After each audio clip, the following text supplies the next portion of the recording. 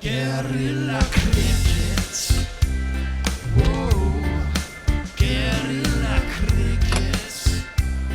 Whoa. Guerilla Take guard, man the barricades, patrol the cover boundary. At last the time is come, this is a cricketing emergency.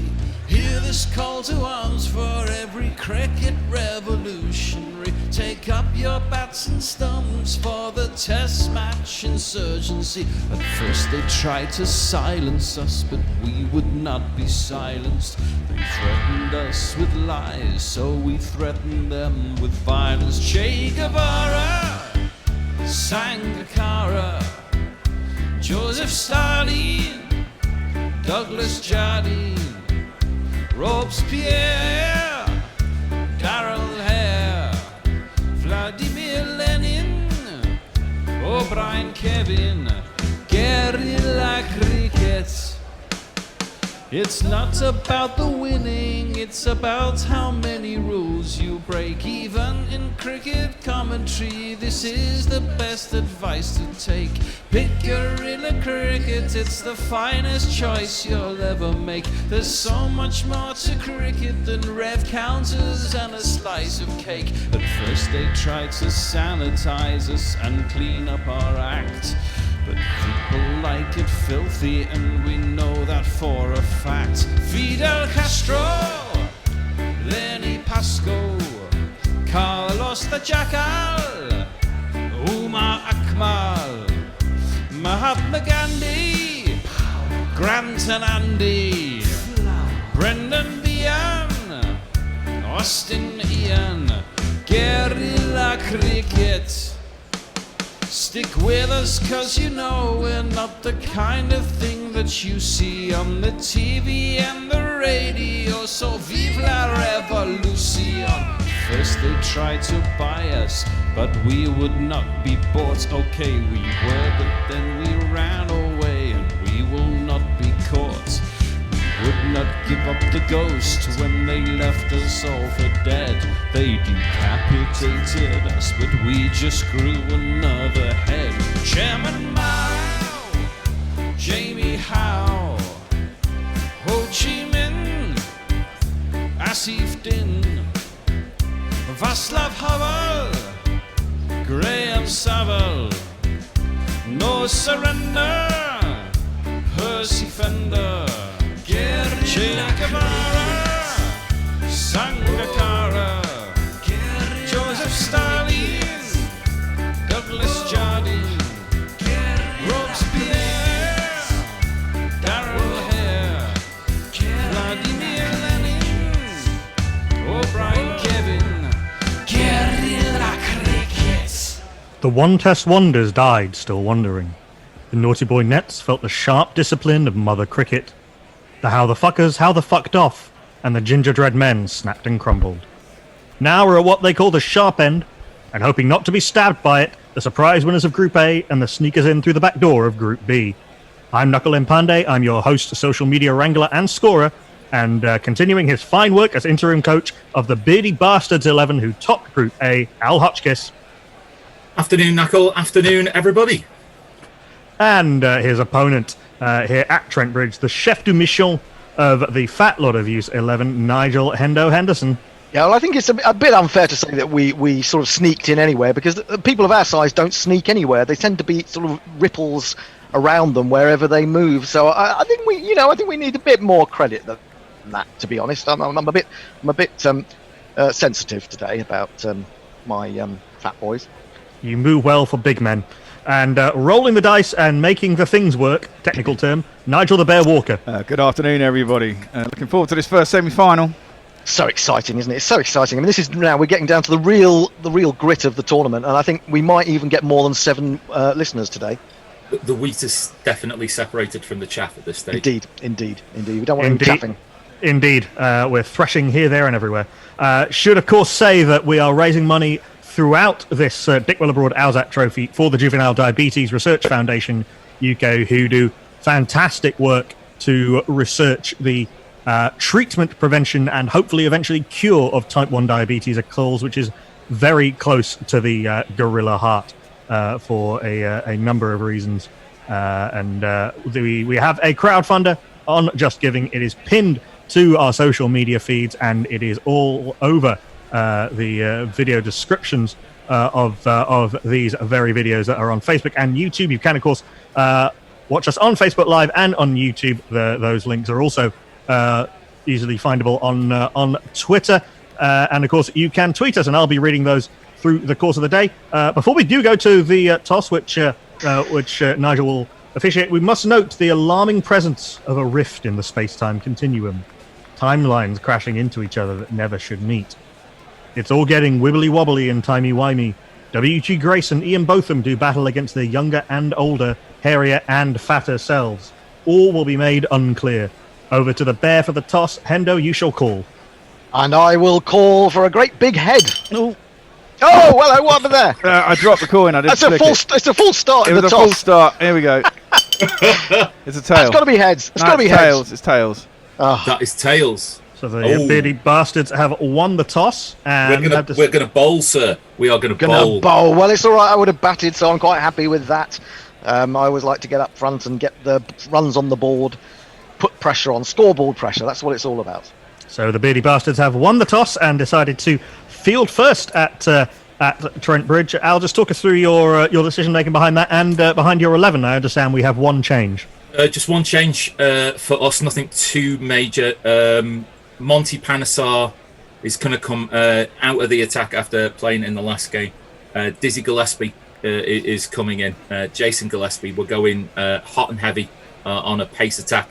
So our 11, Brearley, Grace, or one version of Grace anyway.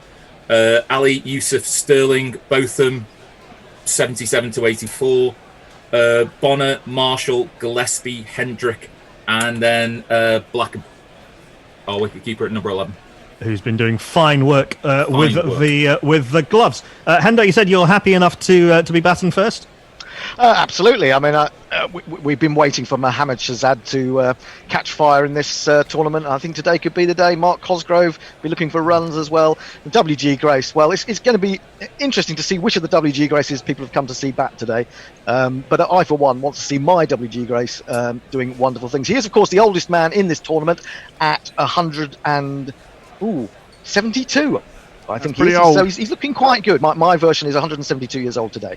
Skeletal, indeed. Right, who's going to open the bowling then? That's an interesting choice. Opening the bowling will be MD Marshall. Okay, well, we have some jingles. We're going to have Marshall. And who's bowling to first up? It'll be Mohammad Shahzad. Okay. With Mark Cosgrove at the non-striker's end. Yep. Indeed. Right, here we go. When I was a kid, we always gathered around to watch Malcolm in the middle. This isn't just another Afghan cricketer. All new Mohammad Shahzad, with class-leading power and a 3-ton towing capacity. There's never been so much innovation in a cricketer. Mohammad Shahzad gets the tough jobs done. And it's over to Nigel Hendo Henderson up in the comms box at Trent Bridge for commentary of the first innings. Well, I should just give you the full team, shouldn't I? I forgot to do that. Mohammad Shahzad, Mark Cosgrove, WG Grace, later years, Warwick Armstrong, captain, Arjuna Ranatunga, Samet Patel, Sir Ian Botham after 84, Rakeem Cornwall, Ian Austin, Dwayne Leverock, and Merv Arsewipe himself, Hughes. And it is Malcolm Marshall with the ball in his hand. I watched him last week in 1984, and he's appealing against Mohammad Shahzad. And what has happened there? It's not out. Oh my goodness, that flicked the top of the pad. He thought he'd got him there with his skiddy action, but I think that's just clearing the off bail. And a fortunate escape for the Fat Boys right at the outset. Second ball, he's in again. Another appeal. Oh my goodness me! Can he escape again? Oh! An extraordinary start to this game. Extraordinary start. 2 appeals. One was not out and one was a no ball. But at least the Fat Boys are off the mark.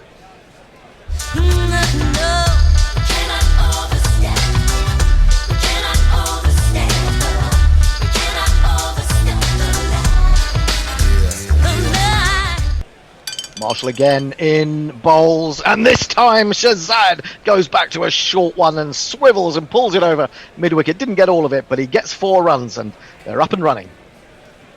2 + 2 is our man. 2 + 2 is our man. Mohammad Shazad with scores of 11, 12 and 21 in the tournament so far. What can he do today? Well, he's off the mark now. In comes Marshall again, and he's going to hit him for another 4. Beautifully onto the front foot this time and lifting it up and over extra cover. 4 more to Mohammad Shazad. There's not one boy for me, I must have 2 or 3, I need 4. Well, what a start to this semi-final. It really has taken off with bells on. And this is another 4 for Shazad. He was a little bit lucky there. He was feeling for that outside the off stump. Gets a bottom edge to it, and it flies fine of the wicketkeeper down all the way to long leg for 4. 1, 2, 3, 4.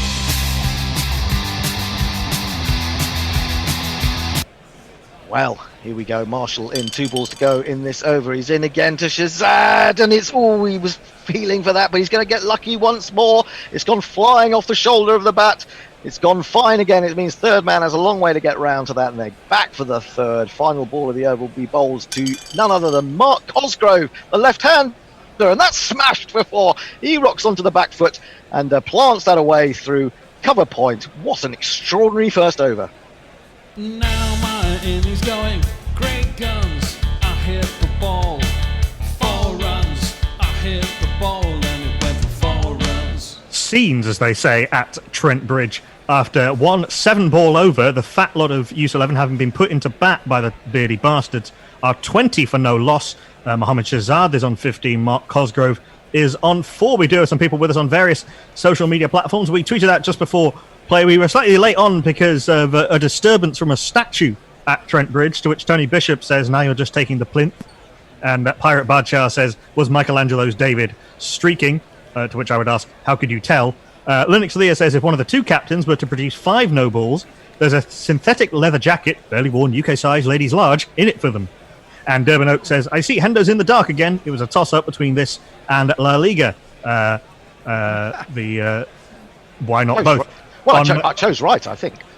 On Facebook, Patrick Lunger says, first time tuning in, have no clue what this is about, and says, going to send this to my other cricket group.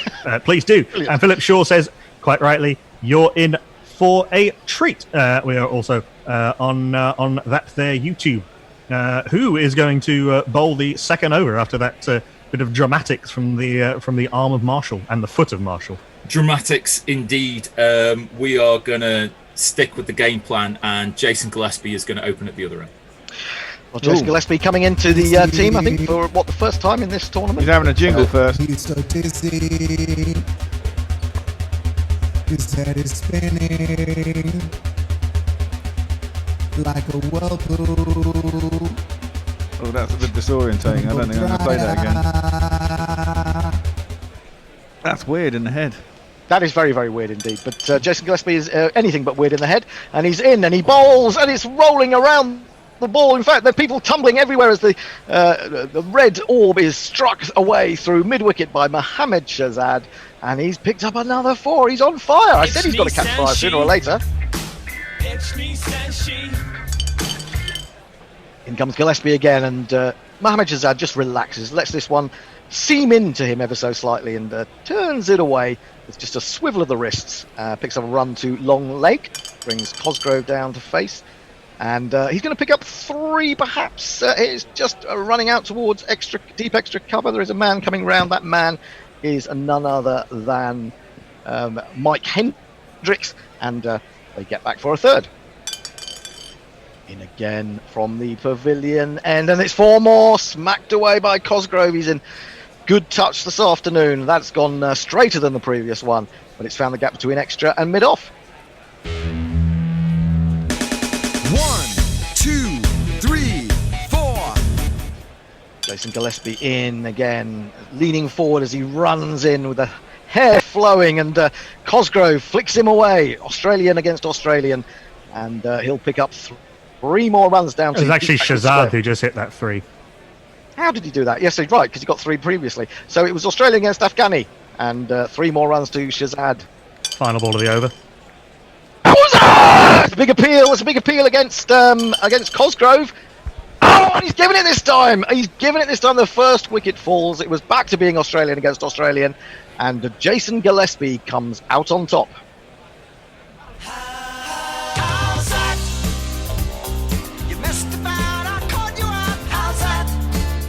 Yeah, Dizzy Gillespie, fine bowler, not the finest of beards, certainly not the most astute member of the squad.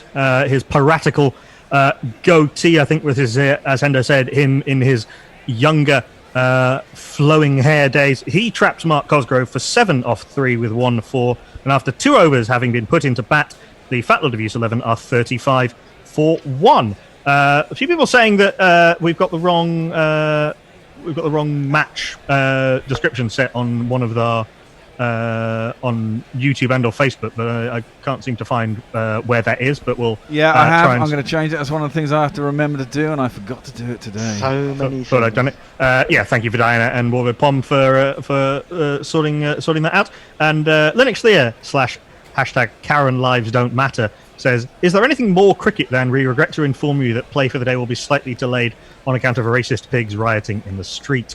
Indeed, insulting to pigs everywhere. Apologies. I agree. I'm to all porcines. I'm a big fan of Babe personally, but so there you go.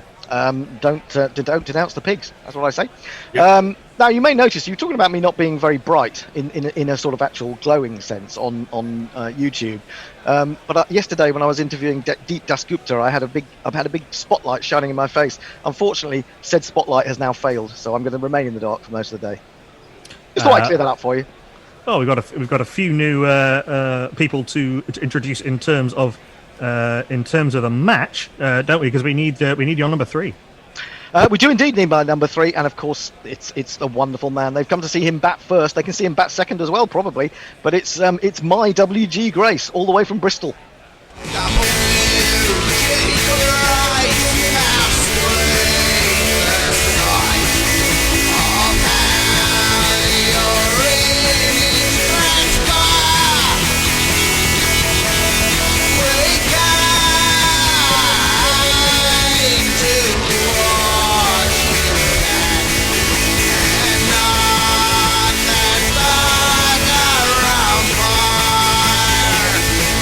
Yes, a statue of a Bristolian that is still standing. Indeed. A man who was the 8th of 9 children. Would you believe? 8th of 9 children. I don't know about what number child was your WG Grace, Al? It's difficult to tell. Results are still coming in early on in his career, but I believe he's also the 8th of 9th. Okay. 8th of 9. The similarities between the two are astounding. I am going to resist the temptation of having WG Grace bowl at WG Grace just for the. Please, come on, that'd be great. That's all right. We can do it later. Marshall will continue, and I believe that it's not even Grace that's facing, is it? It's Mohammad Shahzad on 27 off 10. Malcolm Marshall went for 20 off his first over, including a no ball. Well, it's not often that Malcolm Marshall goes for 20, so I can understand why Al is sticking with the Great West Indian. And he's coming in to bowl from the Radcliffe Road end to Mohammad Shahzad. And Mohammad Shahzad goes on to the back foot, plays a very technically correct shot. One doesn't always associate that with him. He's going to get 2 runs as the man from deep backward point comes running round. Marshall has the ball back in his hands. He bowls to Shahzad. And there's a ball now! This could be close. Let's see what's happening. Oh, he's turned on the upside end, so it's not out. No, he's gone upstairs, that means. That's not out. It's a dead ball. It's not. No, sorry, we're between frames. Yes. No, we can't have it thrown again. I mean, if it ends up on its end, it's got to be not out, surely. No. Surely. No. Yes. No. I'm the fucking umpire, and there's a result after every throw. Shut up, or I'll fine you. WG Grace is trying to talk the umpire out of this. He says they've come to watch Mohammad Shahzad bat, not you, umpire. But the umpire's having none of it. Exactly. No, the umpire's having none of it. I think we need another one. Stop being a bad loser. Mohammad Shahzad bowled in controversial circumstances for 29 off 12, 37 for 2. Well, I think that's quite shocking. Again, you see, people have it in for fat people, and this is another example. It's just absolutely incredible. No, there has to be a result. So if it lands on its end, you roll it again. I think if it lands on its end, it's like going upstairs to the TV umpire. I'm the TV umpire, and Is it a 6-sided dice or an 8-sided dice? Exactly. It's a 6-sided dice. Oh, well, that brings out to the crease. But maybe, Warwick Armstrong. maybe that's where you could have hit wicket on the end of one of these things, and if it does land on there, you get hit wicket. I was thinking about how you could improve this game anyway. Sorry, who's the next?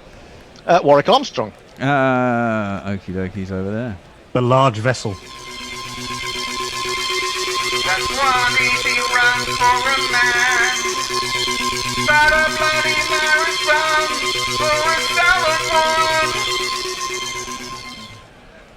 Well, these two big men, these two mighty men of Australian and English cricket need to repair this fat boy's innings. In comes Malcolm Marshall. And he's already thrown the wrong. Hang on, umpire. I think we need to have an extra 5 runs for that. Anyway, Warwick Armstrong, he's tucked that one away into the onside, just behind square leg. He'll pick up a couple. He's away and off the mark. It's been a while since I've seen an umpire give LBW before the ball's even been bowled. Exactly. Yeah. Well, I think that tells you a little bit about whose side the bear is on. That's 3 more for Warwick Armstrong. Leans into that, uses all 21 stone of his physique to push that out deep into the offside and come back for a third. As a firm in the Fat Lot of Use fraternity, what do you mean, Hendo? Well, exactly. I don't understand. It's almost as if you're upset because you weren't picked in the team.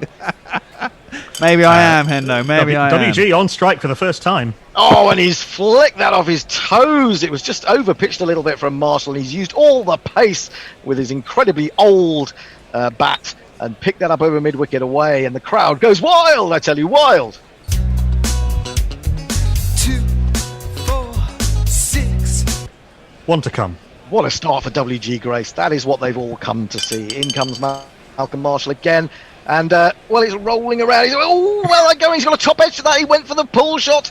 He climbed on him. He's got a top edge off that very thin shoulder of the old bat that he's using, and it's flown over fine leg for another of these.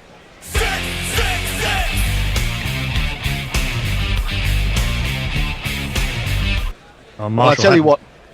Sorry, Marshall had dragged that over back beautifully with only 1 for 7 off the first 4 balls, but those 2 sixes have rather ruined his figures. He's got 1 for 39 off his 2 after 3 overs, having been put into bat. The Fat Lot of Use 11, 54 for 2. WG Grace is 12 off 2. Warwick Armstrong 5 off 2. Well, I tell you what, Al, if your WG Grace is anything like my WG Grace, this is going to be a treat for the fans here at Trent Bridge today. Anyway, who's coming into bowl? Is it going to still be Jason Gillespie? It's still going to be Dizzy Gillespie, yeah. Okay, Dizzy is running in to bowl to an Australian forerunner of his, Warwick Armstrong. And Warwick Armstrong, fends that from in front of his chest, but it loops up and over through the gully region. And man at backward point is going to have to chase after that, and they're going to go back for 3. Here comes Dizzy again. The appeal this time against WG Grace. No, surely not. No, he's been given LBW. Surely not. His legs are so big. His pad's so huge. Surely that was going over the top. WG Grace is just standing there with one hand on his hip. He cannot believe that the umpire has given that. He wants a steward's inquiry immediately. He wants a public inquiry before too long. And, I don't know what to say about that. That's what I say.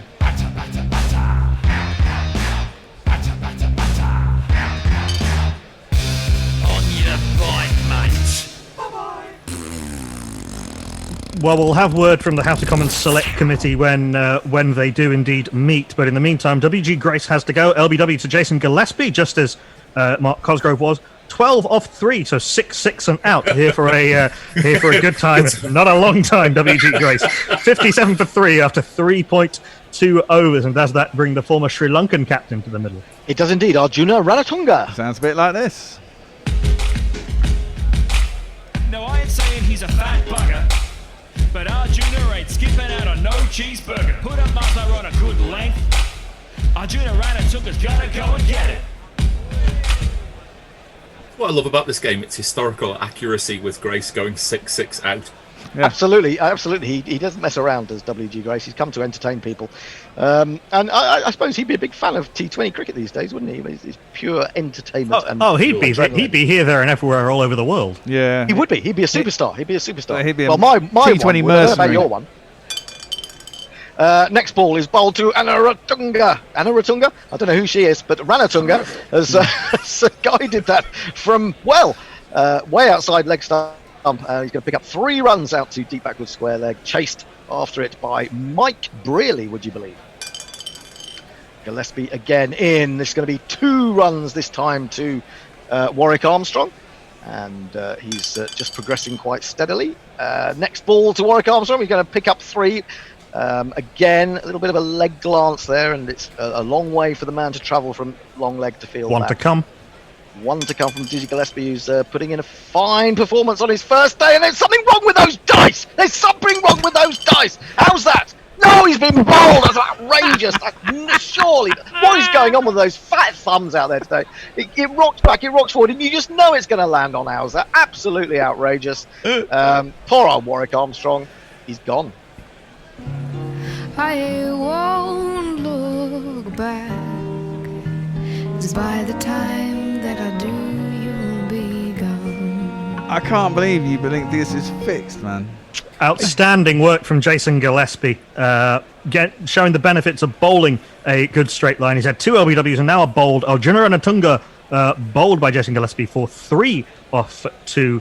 He has 3 for 26 off 2 overs, does Jason Gillespie. And after 4 overs, 65 for 4, the fat lot of use. 11 should just go to some tweets. We're getting some news about the statue incident that delayed play. It wasn't actually a statue of a racist, alleged or otherwise. It was, in fact, a statue of a small dog that got a bit enthusiastic. And Linux Lear says, "I hope no rugs, shoes, or trousers were spoiled in the incident." No, the dog is being fed and petted, and all is being taken care of. Philip Shaw says, "Turn off for a second and miss a wicket." Well, if you turn off for any more seconds, you'll have missed 4. Yeah, well, absolutely. I do question the wrist work of the man in control of the dice today. It just seems to be dropping. I think it may be heavily weighted on. There may be a little weight inside that's bringing it down on Owzat too often. And in related news, bad workman blames tools. Bad workman blames tools. There you go. The only tool out there is the one with the dice in his hand. Fuck you. Right, that's it. Oh, look. Yeah. All right, stop protesting. Well, you know he's coming out to the wicket now, don't you? I mean, it's none other than Dammit Sammit. Oh, it is. Nice. Hey, Summit. Yes, Dad? I've got something to say. Uh-huh. I really love the skillful way you beat the other players to the lunch buffet. Oh, Dad. For the first time this series you ran it. Damn it. The cheese board's now ours, so let's scram it. Damn it. But please don't take pomegranate. Damn it. I've one thing to say, and that's damn it, Sammit. There's Irish stew. Your belly's no longer like granite. Damn it. The corset's not working, let's can it. Damn it. Your moves are approaching Titanic. Damn it. I've one thing to say, and that's damn it, Sammit. There's birth on crew. Andy Flower thinks that you're a joker, and you need to share the stone or 2. But your diet plan is mediocre. So SAMIT, let's try a poo.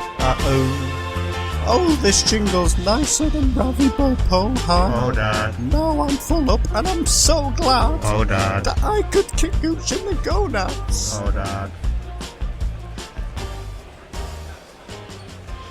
Well, was that the last ball of the over, wasn't it? It was indeed. So Summit will not be on strike. Warwick Armstrong is on 13 off 5 and will be bowled at by...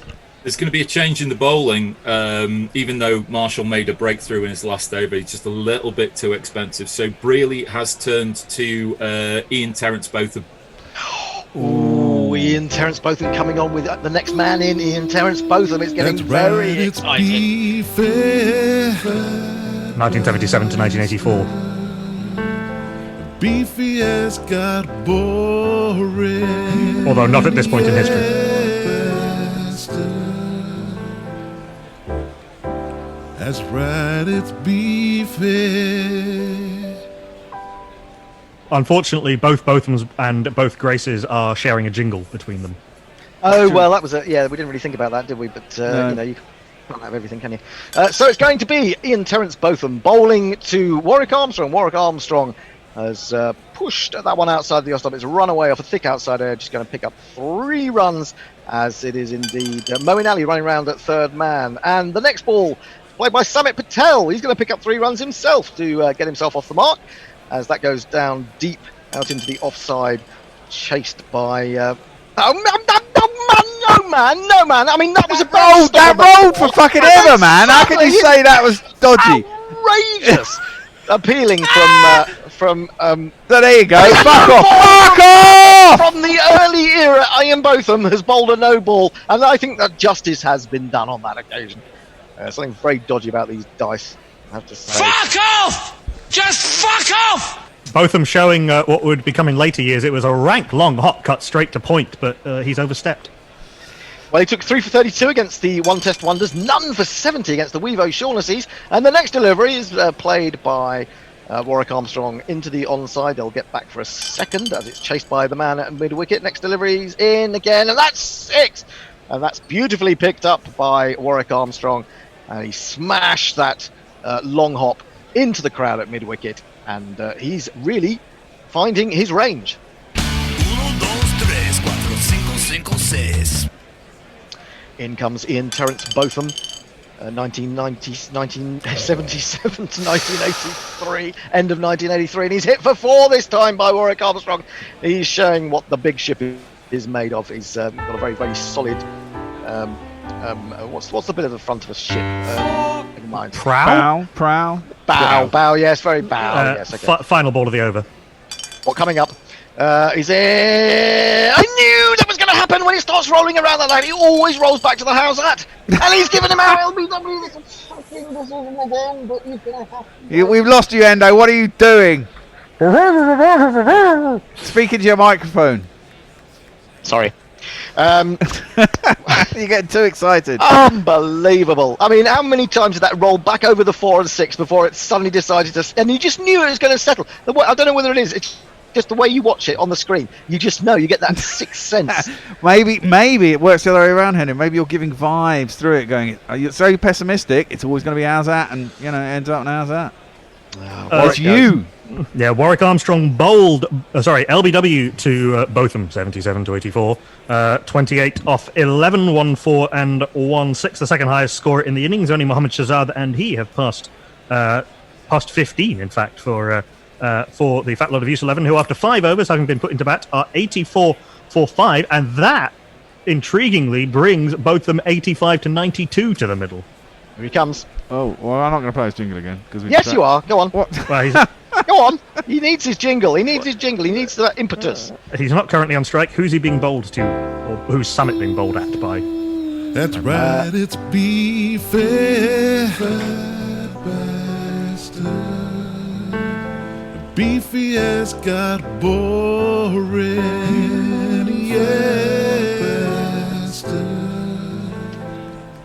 Come on, Bear. You need to give those dice a bit more of a. It's better when they roll more. It's more exciting, Well, yeah, except it always rolls back to the bloody Owzat. It doesn't always. So who's bowling? Is it still? We're going to carry on. So Gillespie is going to be taken out of the attack, even though he's done really well with his 2 overs, 3 for 27. We're going to keep our bowlers fresh, and Mike Hendrick will be 4th change. The ever dependable Mike Hendrick, Derbyshire and England, is coming on to bowl to Samit Patel. Containing fields, and you make all your sponsorship deals, and the selectors don't know how it feels. Hey, one thing about this competition, playing different teams. Hang on. Is that finished, that jingle? Yeah, it is now. I saw Samit Patel that went all 4 volumes of that we had to hear. Oh, 4 volumes of the Samit Patel. It has to be heard. Just to give a sense of where we are, Samit Patel is on 3 off 1. Ian Terence Botham, 85 to 92, has yet to face a delivery, 84 for 5 after 5 overs. Right, so it's Mike Hendrick coming into bowl to Samit Patel. Samit Patel, he's started off with a 3. He's going to pick up another 3 here as he moves across to the offside, allows the ball to come level with his hip and flicks it away. And Ian Botham is down to face. Is he going to get to face his alter ego? Well, he's going to pick up 2 runs to start with as he just guides that backward square on the offside. And so he is off and running. Mike Hendrick coming into Ian Botham. Will have played many games together. 2 more for Botham as he leans into that one and guides it to the right hand of mid-on.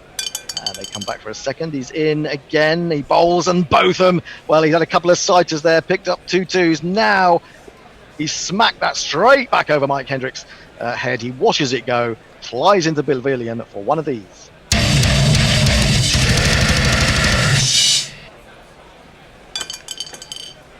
He's in again, and it's 2 more for Botham this time. Wasn't completely in control of that shot, rather drags it into the onside, but they won't mind about that as they pick up a couple more. 1 to come. And the final ball of the over, he picks up for another 2 as he finds the gap between square leg and mid-wicket. This is good, confident, and also competent batting from Ian Botham, 85 to 92. End of the over. Yes, indeed. Ian Botham, 85 to 92, is on 14 of 5, and disappointingly won't be on strike, presumably to Ian Botham, 77 to 84. The Fat Lot of Use 11 brought up the 100 in that over. 101 for 5 after 6. Samit Patel is 6 off 2. Tony Bishop says Botham of different eras playing against himself. We're in Back to the Future or Life of Mars territory. Anything can happen in dice cricket.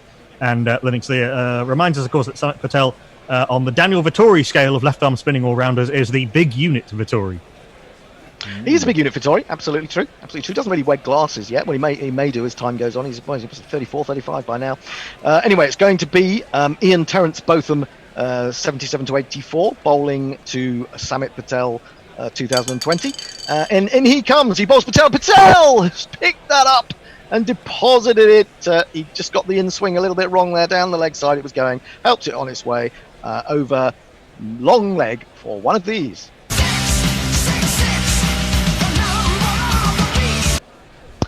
In comes Botham again to bowl to Patel as an appeal. This could be danger for the Nottinghamshire batsman. He's been given LBW, so Patel goes. Oh my word, this is looking really good for the Beardy boys. They're holding on to these fat boys, not letting them get away. And in case, they're pretty hard to get away anyway because they can't move very quickly. But I'm afraid to say that Samit Patel has gone.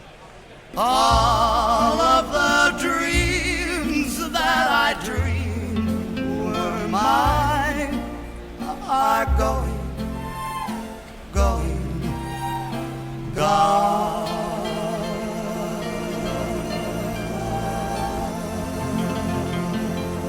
I was just going to say, it's interesting to see that Ian Botham, 77 to 84, was just having a little chat with Ian Botham, 85 to 92 at the non-strikers end there. I wonder what they were discussing. Any ideas what they might have been talking about?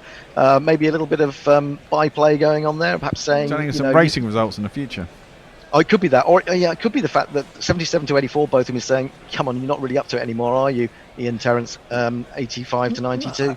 I think there might be might be a party being arranged in the hotel for after the day's play. Samit Patel, LBW to Ian Botham, 77 to 84 rather, for 12 off 4. That's the 4th LBW out of the 6 wickets to fall today. The other 2 bowled.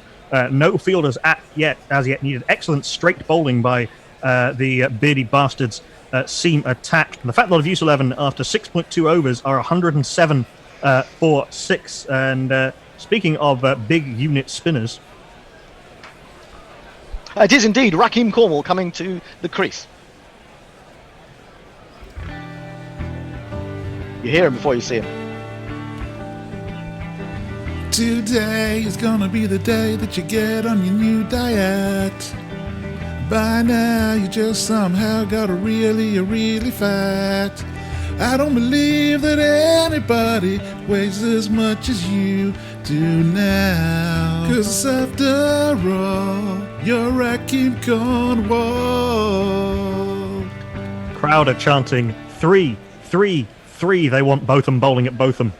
Yeah, it'll be very exciting. That's what they're hoping for. It's been a bit of a disappointing inning so far from the Fat Boys. Rakim Cornwall to face up to Ian Botham. In comes Ian Botham in the early years. He bowls to Rakim Cornwall, and Rakim Cornwall says, "You can't bowl that stuff, even if you are the 77 era Botham. You can't bowl me a full toss on my leg stump. I will just swing you away over square leg for 6 runs."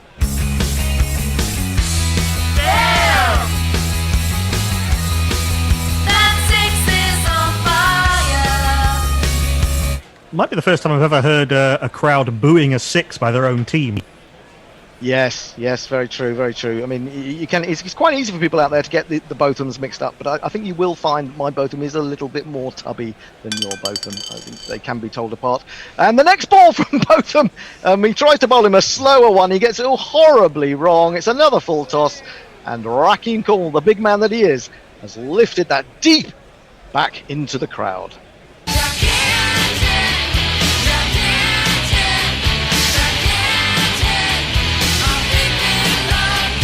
Brealey's having a word. Brealey's having a word with both of them because of the 4 balls this over. 3 have gone for 6, and the other one's been LBW. So Brealey just trying to take the air out the tyres there a little bit, I think. He was that kind of bowler in those days, wasn't he? I mean, he'd take wickets, but he would drop short, and he would occasionally over-pitch. Anyway, he's coming in again to bowl to Rakim Cornwall. What can he do this time? He bowls, and it's a 6 again. He's 3 6s in a row. My goodness me, this time it's a top edge. He pulls at that one, which again pitched in short, and it goes flying over the wicketkeeper all the way down to the boundary for 6 more.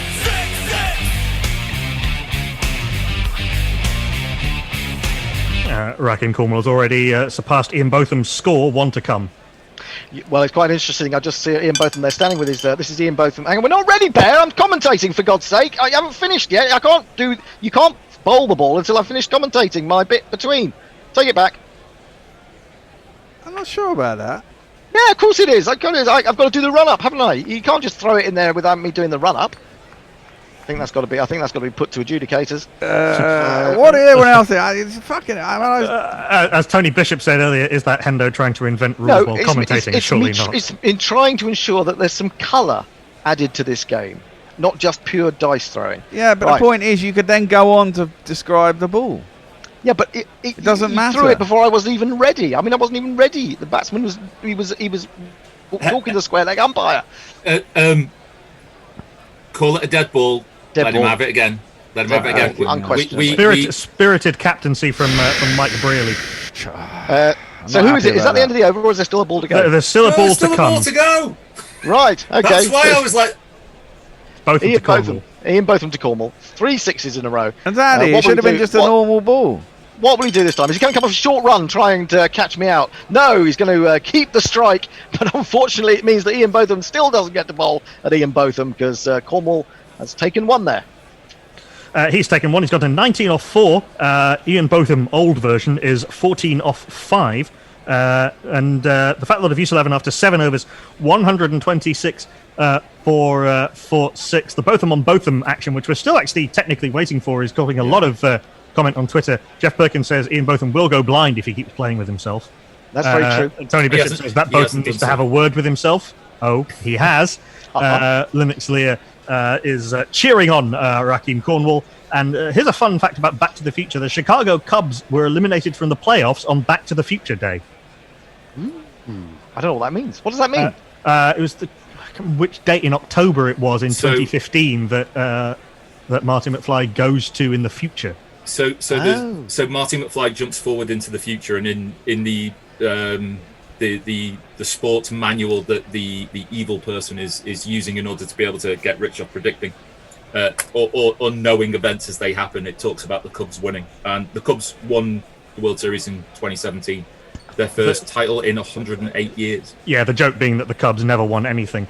Philip Shaw on Facebook says, just had a video chat and back now and missed 5 wickets.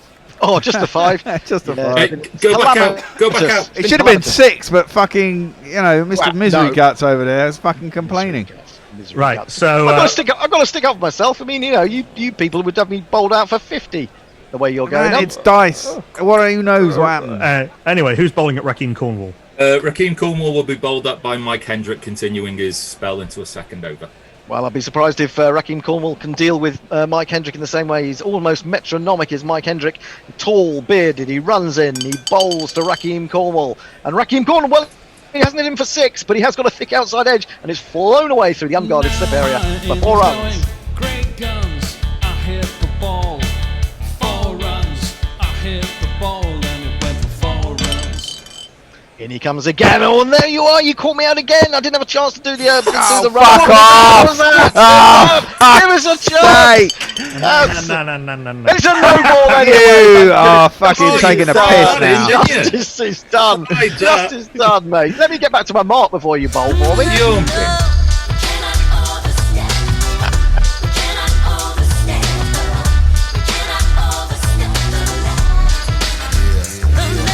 The Fat Boys had a lot of goodwill going into this tournament, and with such likeable cricketers as Sumit Patel and Raheem Cornwall, why not? But the coaches' antics are causing them to take on heel status in this tournament. The boos ring round Trent Bridge as the booze flows round Trent Bridge. Well, as you know, if, once you start booing me, I just get even more obstreperous. In comes Mike Hendrick to bowl, and it's ended up on the end of the dice again. Shocking dead ball, I'm afraid, there from... hang on, that should be a how's that by your logic, shouldn't it? Yeah, exactly. Fucking hell, I'm giving him out. No, it's not. What are you talking about? Raheem Cornwall has just stepped forward, and he's launched Mike Hendrick over extra cover, and he's picked up 6 more runs.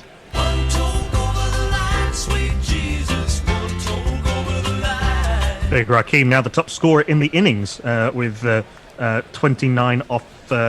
Joint actually with Mohammad Shahzad, 29 off 7 balls. Very impressive from the young man. In comes Hendrick again. It's rolling around. It's going to be 3 runs, though. It's come off a mixture of inside edge and thigh pad, and they're going to have to hair back to complete those 3, but they do it successfully. It brings down to face none other than Ian Botham. Is he still out there? Yes. He is. Next ball is bowled through. He's going to pick up 3 more runs here, as once more he gets a little bit lucky, drags that across to the onside, but they run through these 2. They're used to running 3s. They did it in one of the warm-up matches. He's in again, bowls, and this time it's 4 runs. 4 more runs to the total. Hit this time, I think, by Raheem Cornwall, and that takes the score on to what, Knackle? With 1 ball to come in the 8th over, 147 for 6. Bit of a response down in the lower middle order from the Fat Boys here. Next delivery is an appeal. I just shouldn't have said that, should I? It's an appeal. And it's been given out again. Surely not another LBW. Who's that gone? Is that Raheem? That's straight bowling. That's Raheem gone. That's it. I'm a loser. Yeah, I'm a loser, babe. I'm just a loser. Whoa. Fine one-man counter-attack by Raheem Cornwall, 36 off 10 with 2 4s and 4 6s. LBW to Mike Hendrick. That is the 5th LBW of the innings. Mike Hendrick getting his first wicket. He's 1 for 38 off his 2 after 7 overs having been put into bat. Fat Lot of Use 11, 147 for 7. Nestle Boy says, good to see the Bear wearing his favourite London train station t-shirt. Lennox Lear says, the Cubs won in 2016. In the 2017, the Astros cheated themselves to a title. I apologise. Nevertheless, the 108 years still stand. Indeed. And Lennox Lear says, yes, the Cubs winning the Fall Classic is the headline in the paper. Marty looks up the date in I think that's in Back to the Future 2 when he goes into the into 2015. And Jeff Perkins asks, is this all really in the spirit of Owzat? I think it is, but I want to come back to the Future, and I think, wouldn't it be interesting if in Back to the Future 1 he went to Back to the Future 3 and then came back to Back to the Future 2? Now that would be really innovative. I'm sure there's fan fiction along those lines. So we need a new batter, the identity of the number 9, and a new bowler to bowl the 9th over. Well, it's a chubby Lancastrian, Cricketer of the Year, Wisden, 1999. Good year for fatties, as big as Ranatunga also made the cut. It's going to be Ian Austin.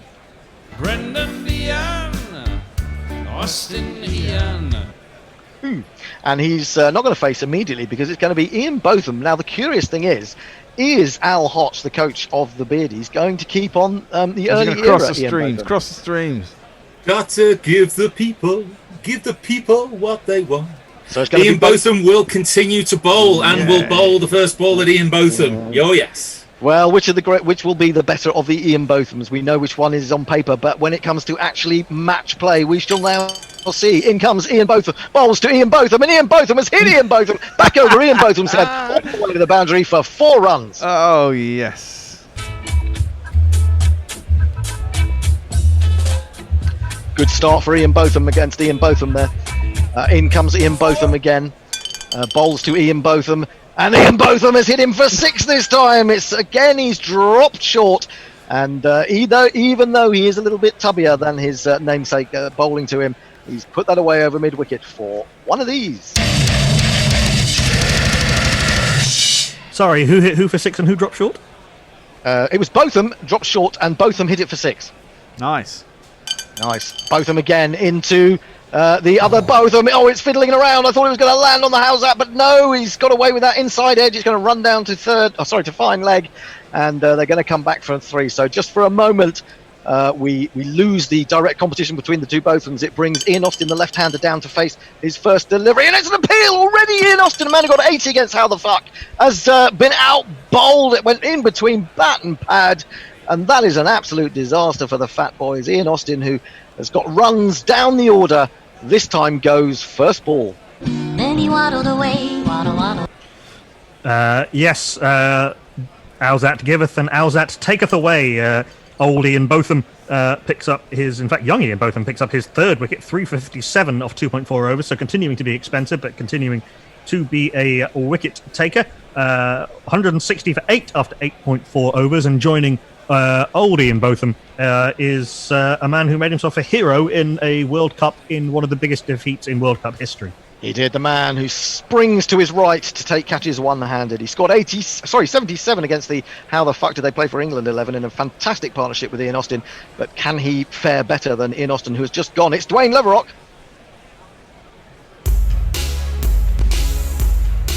You feel the earth move under your feet when Dwayne comes tumbling down. You feel the stand start to trembling when Dwayne Leverock goes down.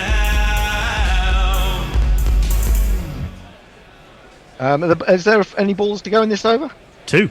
2 balls to go. Dwayne Leverock facing up to the young Ian Botham, who is in, and Dwayne Leverock, he was in good nick against the How the Fuck 11, and he smashed that one. He offered it up outside off stump.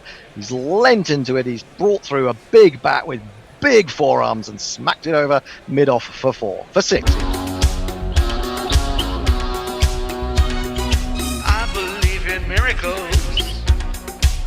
Since you came to bat, you 60 thing, you. I believe in miracles. Since you came out to bat, you 60 thing. Well over half the runs Ian Botham has conceded have been in 6s. He's been hit for 6 sixes, and he's still got 1 ball left of his 3rd over. Yeah, well, he's very expensive on one of his other games, wasn't it? None for 70 off 3, I believe, in one of his earlier games. Well, he's coming in to bowl the final ball of the over to Dwayne Leverock, and all sorts of strange things going on there with the frame capture, but it's ended up being a single. Dwayne Leverock has just turned it off his thigh pad into the onside. It's easy one, and that is the end of the over. What's the score, Knuckle? So, after 9 overs having been put into bat, the Fat Lot of Use 11 are 167 for 8. Dwayne Leverock, who will not be facing, is 7 off 2. Ian Botham... No, will be Dwayne Leverock facing. Sorry, it will be Dwayne Leverock facing 7 off 2. Ian Botham 30 off 9. And Beardy Ian Botham continues to be expensive, but wicket-takery. Much more in the spirit, actually, of old Ian Botham. Linux Lear says, I'm sure there is such fanfic, but it's mostly very explicit sex between Martin McFly and other assorted characters, but none of them women, of course, though, because we can't have that filth. Would point out, aren't most of the women in Back to the Future related to Martin McFly? Ooh, that sounds dodgy. In fact, that was sort of the plot of the first film, where he has to rescue his dad. Well, he has to get far closer than he should be to his own mother. Oh yes, that's right. Oh well, we don't want to go there. So who's going to be bowling? Is it going to be Mike Hendricks continuing, or Mike? No, Gillespie is coming back into the attack. Although we don't need to hear his jingle because, like you said, it was a bit trippy. No spin today so far. I'm a Not bit yet. disappointed. It's all No. been pace, hasn't it? Well- All been pace. All sort of fast medium bowlers bowling wicket to wicket. It's working. It is working, I suppose. Well, I don't think the Fat Boys will be happy unless they can get past 200. 167 for 8 it is. In comes Hendrick. Gillespie even bowls to Dwayne Leverock. And Dwayne Leverock has a horrible hike at that, but he's aiming it over mid-wicket. It ends up going down to third man, and he picks up 4 runs. 1, 2, 3, 4.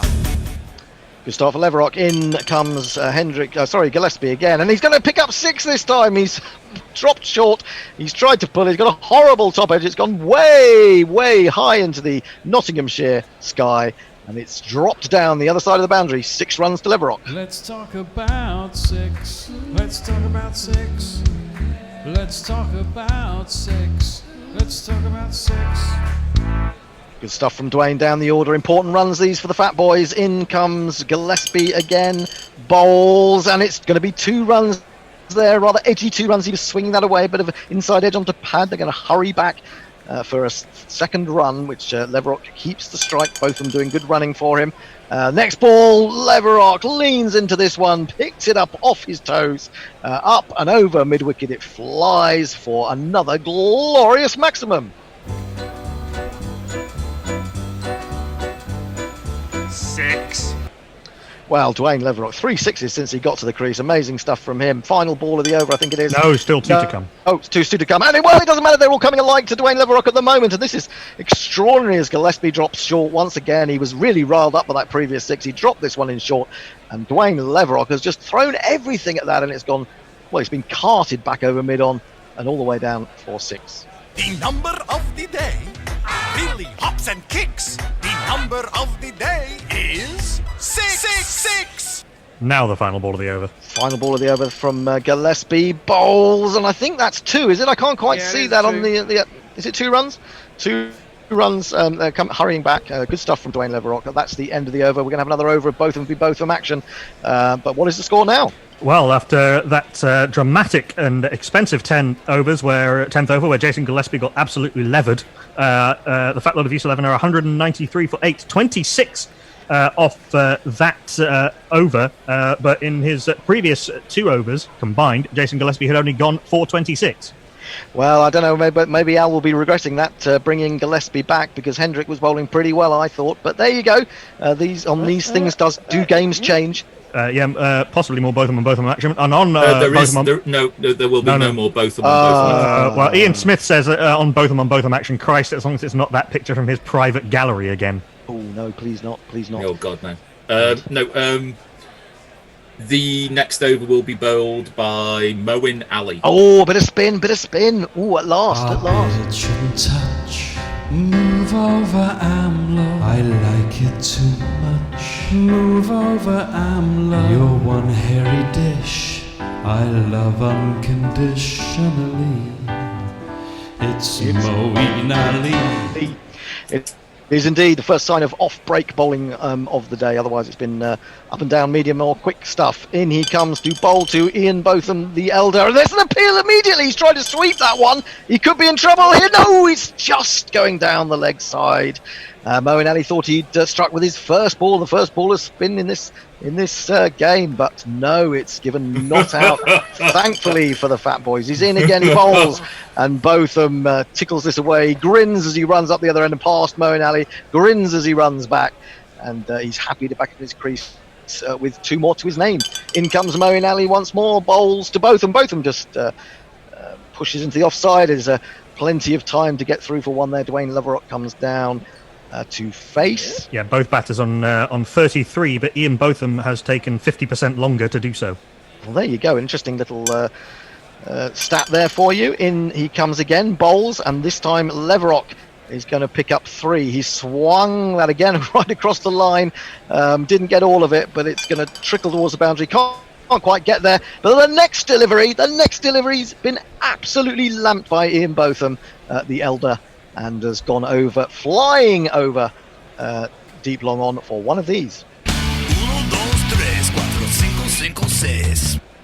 200 up. You must be. 200 up, 205 for 8 with 1 ball left of the 11th over. Moeen Ali in again to bowl to both, and he's going to pick up 2 more runs here. He just opened the face, ran it down to the man at backward point, having to chase after that just a little way, and he ends the over with another couple. Yeah, 207 for 8 after 11 overs. Dwayne Leverock will be on strike on 36 off 9. Ian Botham, the fatter, is 41 off 15. Off 14. And Lennox Lear is continuing to go on about Martin McFly fanfic, which you can check out at your own leisure. Don't do it on the works computer. Stay safe, kids. Incognito mode only. Who's bowling the 12th? Gillespie to continue. Well, he's keeping faith with Gillespie. It's going to be Gillespie to Dwayne Leverock. He comes in, he bowls to Leverock, and Leverock is in fantastic form. That was too far outside the off stump. And, well, it's a kind of cut off the front foot play by Leverock there. It's gone flying over cover, and he's picked up another of these.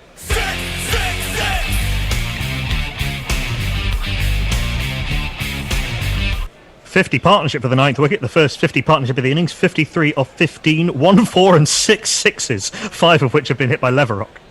In comes Gillespie again to bowl to the Bermudian. He's in, he bowls. He's going to take a single this time and just relax, just drops it down into the offside. Botham is quickly through. He was looking for that single from the outset, really, and they pick up 1 more.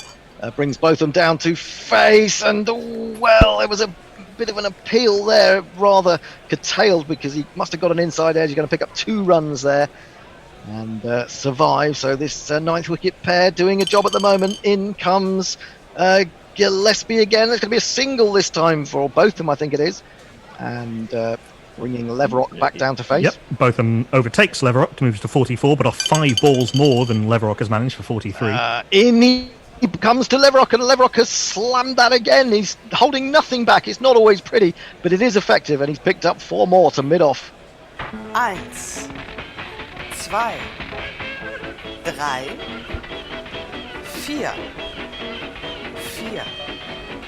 Leverock to 49, 1 ball to come. He's coming in bowling to Dwayne Leverock, and Dwayne Leverock goes to 50. What a wonderful performance he's been there. He's carved that over cover point. He's picking up 4 more runs. It's his second 50 of the tournament. What a man this Bermudian is. 50 runs, your 50 runs. Well done, well done, well done, well done. 50 runs, your 50 runs. The job has only just begun. It's just acknowledging all the applause around the ground with my pencil. Dwayne Leverock, 53 off 13, 2 4s and 6 sixes. This partnership worth 67 off 20, with Ian Botham's other 6, the only other boundary. And after 12 overs, 227 for 8. Much more respectable. Well, I just want to say an important thing about this innings from Dwayne Leverock is it will bring great succour to the denizens of the small island in the Atlantic, because unfortunately this week they had to call off Cup match, which is, as you know, is a celebration of black emancipation in Bermuda. But because of the COVID-19 situation, they've had to abandon the game for this year, which was due right at the beginning of August. I mean, and that's the highlight of the social and sporting calendar in Bermuda. Absolutely, it's very, very, and it's been was it 108 years or 118 years it's been going, and it's extraordinary that what other things couldn't prevent it, but the COVID outbreak unfortunately has. Yeah, Lennox Lear bringing some much-needed physics to the matter. Well, Leverock surely has the mash to put into that shot, and since F equals M times A, that performance totally makes sense. I think you're right. I don't know what it means, but you're probably mass right. Times equals mass times acceleration.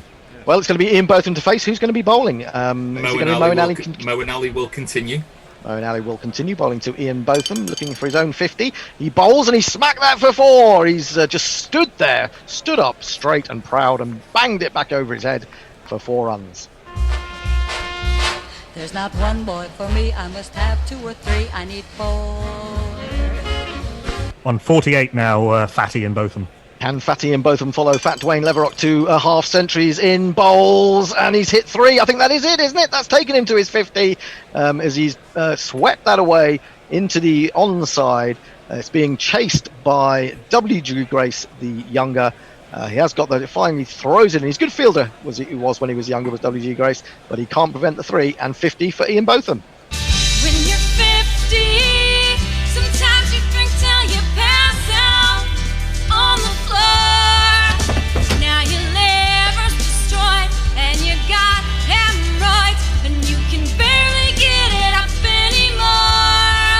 considerably slower Ian Botham's 50, 51 off 18 balls as opposed to the 12 with which Leverock got there, or the 13 rather. 2 4s and 3 6s for Ian Botham, 234 for 8, 4 balls to come in the 13th over. He's rotated the strike pretty well as well, hasn't he, Ian Botham? He's waiting now for... No, it's Leverock to face now as Moeen Ali is in. He throws this one up, giving that a lot of air. He's got after it.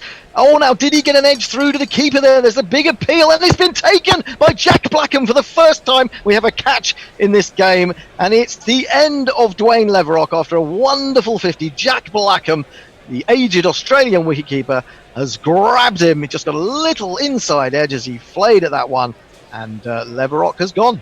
So get on your bike and take a hike right out of here.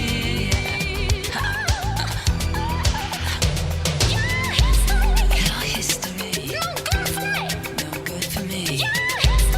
Your history, nah. Fine work by the only cop who is not a bastard, Dwayne Leverock. 53 off 14, 2 4s and 6 6s. Magnificent work by him, and a fine partnership between he and Fat Ian Botham. How much was that partnership worth? 34 plus 74 that partnership was worth for the 9th wicket. Pretty good going. I think that has typified this tournament, hasn't it? A lot of really good partnerships down the order in this particular tournament, and that was yet another one. Anyway, it's going to be the new batsman is this Australian. Which Australian? Merv Hughes, Bear. The only one left. Mr. Hughes, thanks for joining us. Can you tell me what you think of Mike Atherton? Arsewipe. Eddie Hemmings? Arsewipe. Martin Moxon? Who? Ian Botham? Fucking arsewipe. Devon Malcolm? Pretty good bloke, actually. Well, it's interesting running between these two. Well, I have to say that. I mean, he's got to survive. Is it just the one ball? No, three in the over. Oh, he's got to survive at least 3 balls to get Ian Botham. See if Ian Botham can add a few more runs in this final stand. 234 for 9. Not actually great respecters of each other. This is going to be smacked though by Hughes. He doesn't think about singles. He doesn't think about threes.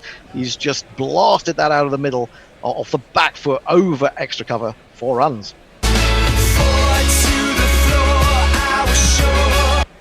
2 balls remaining from Moeen Ali's over. He's in again to Merv Hughes, and Merv Hughes has smacked that one. He got a little bit offline, and he's followed through with a big slog sweep, and it's soaring over the boundary for another of these.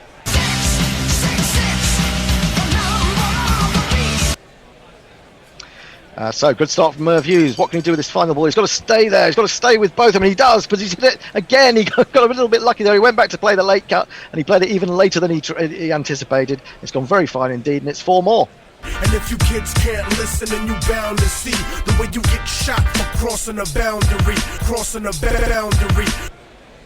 There was that wicket for Moeen Ali, but he still went for 21 in the over, being hit for 6 once and 4 3 times. Merv Hughes has pushed the total on to 248 for 9 with his 14 off 3. Ian Botham on 51 off 18, 248 for 9 after 13 overs. Durban Oak getting the 5G conspiracy theories out there. Is anyone else thinking if Hendo gets to the final, then there has been some match fixing? I mean, they do sometimes say that if you're, it's a little bit like if you're being accused of bias by both sides, then you're probably doing something right. I think I'm doing something right. Not sure what it is, but I'm sure I'm doing something right. A lot of things you're wrong. Doing something wrong. You're accused. Yeah, a lot of things wrong. We're going to introduce Ian Terence Botham Young into the attack again. Oh, this is exciting stuff. 1 wicket required and another 52 runs needed for the 300. Will Ian Terence Botham, the elder, be able to take on Ian Terence Botham, the younger? Well, he does here. He picks up 3 runs through mid-wicket. They're coming back now. It means that Merv Hughes will be exposed to a man he refers to as arsewipe. And in comes the arsewipe. Bowls to Merv Hughes. Merv Hughes clatters the arsewipe through cover point all the way to the boundary for another one of these. 1, 2, 3, 4. Oh, what a contest this is. In comes Ian Botham, the younger, bowls to Merv Hughes, the fatter. And Merv Hughes, the fatter, it's given him, was that on the leg? What was that? No, in fact, Jack Blackham has crawled to his knees and seems to have just knocked off the bails. And Hughes apparently has just left his crease, and that is going to be a stumping, and that's going to be the end of the innings. Extraordinary stuff, and what an incredible way to end.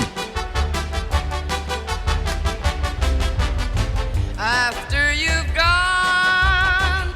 Yeah, seriously impressive from Jack Blackham, who's continuing his superb work. An absolute bunny with the bat, but a fine gloveman. Stumped to Merv Hughes for 18 off 5 off the bowling of Beardy Ian Botham, who finishes with 4 for 71 off his 3.3 overs. And his fatter counterpart, Ian Botham, ends with 54 not out of 19 balls, 2 fours and 3 sixes. So I think that Fat Botham has beaten Beardy Botham in the Battle of the Bothams.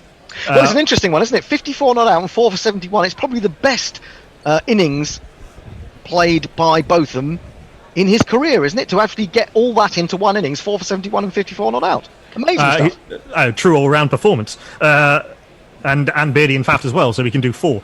So 255 all out after 13.3 overs. It's a tricky-ish chase for the Beardy Bastards. Need 256 to win. I'll run you through the scorecard. Mark Cosgrove was first to go for 7 off 3, bowled by LBW to Jason Gillespie, just the one boundary in that 7. Mohammad Shahzad was sprightly, but another start for him.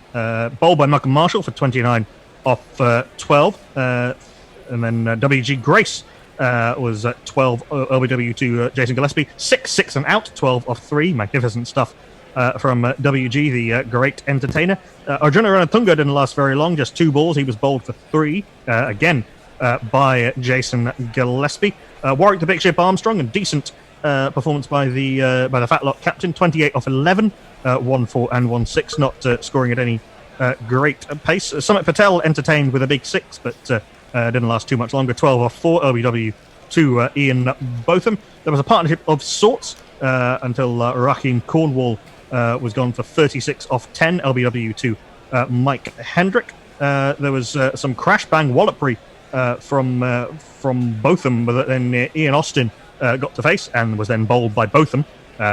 Stick with us for a golden duck. Dwayne Leverock, absolutely magnificent, the top scorer, 53 off 14 balls with 2 fours and 6 sixes, caught by Jack Blackham off the bowling of Moeen Ali. And then Merv Hughes was stumped by Jack Blackham off the bowling of Arswipe Ian Botham for 18 off 5, with Arswipe Ian Botham not out at the other end, 54 off 19. There were 3 no balls. The bowling figures: Malcolm Marshall, 2 overs, 1 for 39 with 1 no ball. Jason Gillespie started his spell superbly, but his second spell wasn't very good. 3 for 72 off his 4 overs. Ian Botham, even more expensive, 3.5 overs for 71, but those 4 wickets and a no ball. Mike Hendrick, 2 overs, 1 for 38 with a no ball, and Moeen Ali, 2 overs, 1 for 35.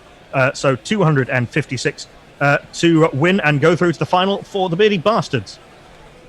Well, I have to say, I mean, at one point I didn't think we were going to get anywhere near 255. Just getting to 200 was important, but we've given ourselves a little bit of a chance here, haven't we? Certainly have. It's going to be a cracker on our hands, I think. Linux Lear says, "Wow, never see the Botham of all people make Rohit look hurried with that late cut." Indeed. I think the bear may have gone for a break because the dice are just sitting in the middle of the plate, and I can hear nothing from him. So maybe we should just allow you all to gather your thoughts for a little bit. They're back. Once the fat thumbs come back, everything is all right with the world. Well, it's all over to Al Hodge now for commentary for the second innings as the Beardies go in pursuit of 256 to win. History awaits for either team. A place in the inaugural Dickwella-Broad Trophy final. Spirited comeback in the second half of the innings there by Hendo's Fat Lot, got 11. 255 all out, 256 needed.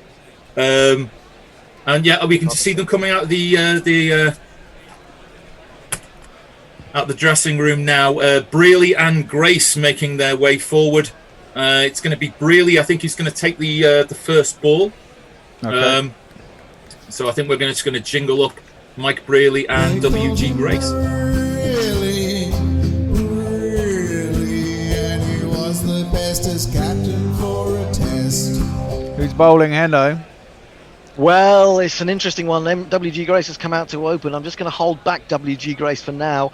May come on and bowl some of his medium pace stuff a little bit later, but I'm going to open the bowling with none other than the man who is holding this fat team together by the skin of its gut. It is indeed going to be Dwayne Leverock, left arm round. I just register an ew at that mental image. You feel the earth move under your feet when Dwayne comes tumbling down. You feel the stand start a trembling when Dwayne Leverock goes down. Well, there's method in my madness, because of course when Dwayne Leverock got 77 in his in one of the previous games, he then came out and took 3 for 27. So let's see if that batting performance has inspired him to do something great with the ball as well. Over to you, Al. Okay, thank you very much, Endo. Good luck in the second innings, and it's really who's going to take strike, and he is going to drive that ball straight past Leverock, and there's a man down there at long leg, and they're going to take 3 runs off that first ball. A good start to the innings there for Brearley, bringing Grace onto strike. So Leverock comes in for the second ball, and Grace is easily just going to work that ball just to the left-hand side of mid-wicket and just jog through for an easy single, bringing Brearley back onto strike. Leverock getting through is over pretty quickly, and Brearley's rocked back and cut that behind square, and it's 4 runs, first 4 of the innings.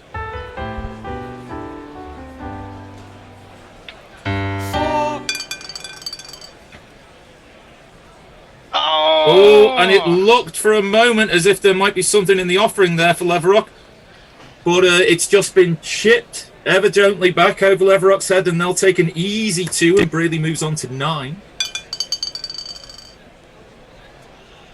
More of the same, quick running between the wickets, good communication between Grace, calling through Brearley for that second run, for that ball just pushed through to square. Boundary Rider's throw, not able to cut that off in time, and it's another 2. Brearley moves on to 11, last ball of the over. Oh, and Leverock's gone up. Oh, he's out! Brearley has played all around a straight. We played for turn that just simply wasn't there, and Leverock has swooped into strike with the last ball of the first over. A disaster there for the Beardy Bastards, and that's the fall of the first wicket with 12 runs on the board.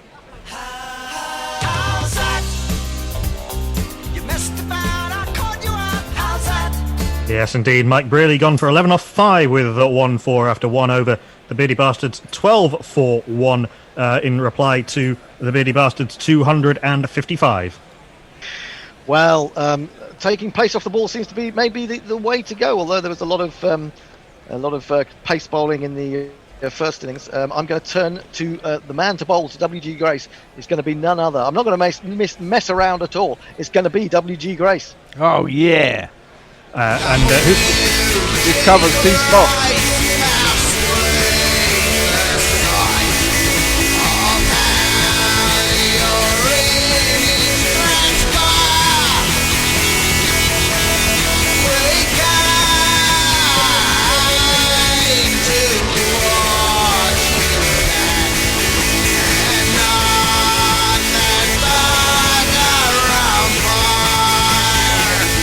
Had both them on both, and we have Grace on Grace. Who's at the non-strikers end, by the way, Al? Who's your number 3? The non-striker, who will probably jingle up when he comes to face his first ball, is going to be Moeen Ali.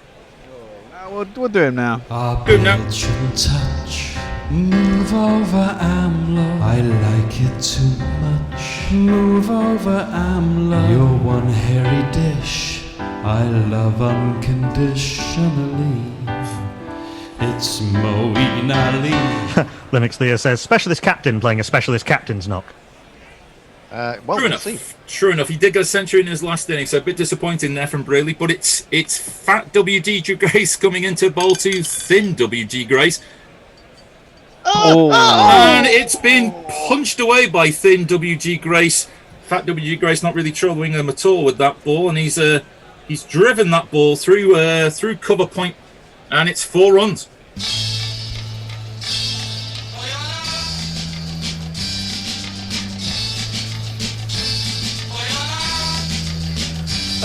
I will say that W.G. Grace bowling to W.G. Grace is the game that W.G. Grace dreamed of. It certainly is. And thin W.G. Grace is having the time of his life as he just rocks back gently in his crease and he pulls this away. And it is high and it is hard and it is 20 rows deep in the crowd. 6 runs.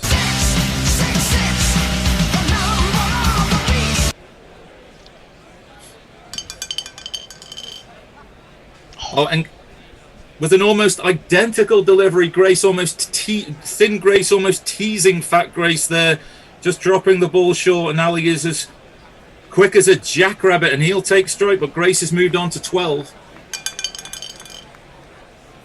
Oh, what a return by W.G. Grace. But he's not.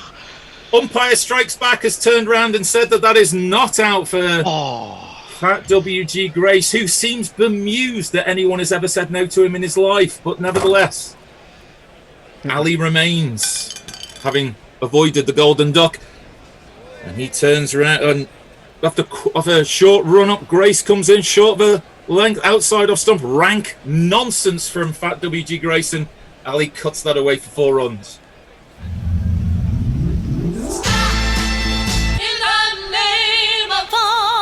One to come.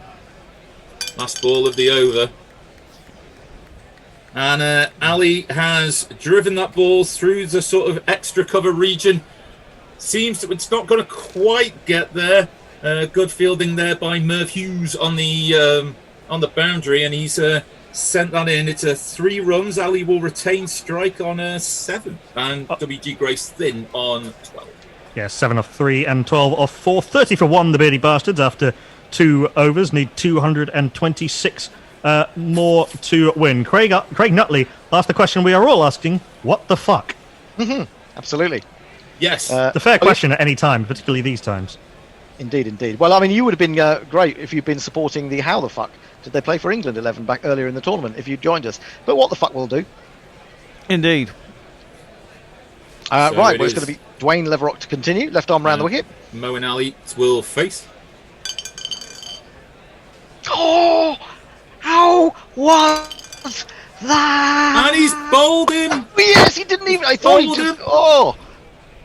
Not even offering a shot, Ali. A categoric, terrible choice. Why on earth would he have left that straight one alone? And Leverock has bowled him. Disaster for the Beardy Bastards.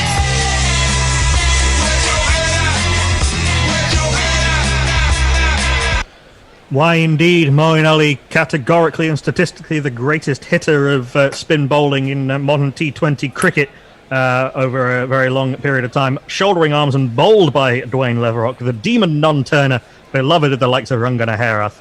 Moeen Ali gone for 7 off 4 with 1 for 30 for 2 after 2.1 overs. And this brings another lusciously bearded, lusciously elegant batter to the middle. It certainly does. Was it Mohammed Yusuf? Mohammed Yusuf was on number 4 batting. 4 tons and what do you get? ICL drama and a ban from cricket. Let's hope that Yusuf will solve the conundrum that is Dwayne Leverock. Oh no! And Leverock's gone up again. He's been given. Oh, Leverock's on fire. That's a hat trick. Is it a hat trick? It's a hat trick. Yes, it is. Over 2 Oh overs. my word! Whoa, Dwayne, my boy. Oh, The extraordinary. ball just got on the full. Did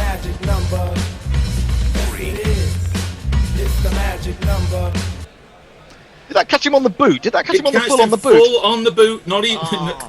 Just completely deceived in the flight, Mohammed Yusuf, and he trudges like a man who had known he's let his entire side down, and it's 30 for 3, and it's all falling around the ears of the Beardy Bastards 11. Yeah, recognising the tactic of bowling very wicket to wicket worked so well for the Beardy Bastards bowlers, and Dwayne Leverock had Mike Brearley LBW off the last ball of his first over, and then Moeen Ali bowled Mohammed Yusuf LBW, a high-class hat trick for Dwayne Leverock to follow up his heroics with the bat, where he scored 53 off 14. What a day for the big Bermudan. Well, on a day where he knows that he's representing the, like you said, the cultural, the sporting highlight of the Bermudan nation, he really has taken them all on his shoulders, so it appears. Let's just hope that the number 5 batsman will turn round and cause a bigger turnaround as Leverock did in the first innings. Paul Sterling will come and face.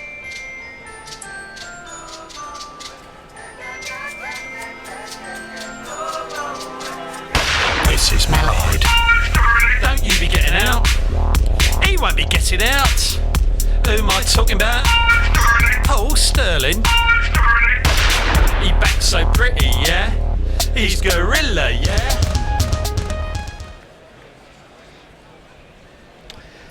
Well, it's all talk about hanging delicately by a thread this entire innings. And Sterling acts as if there has been nothing going on but good things in the innings so far.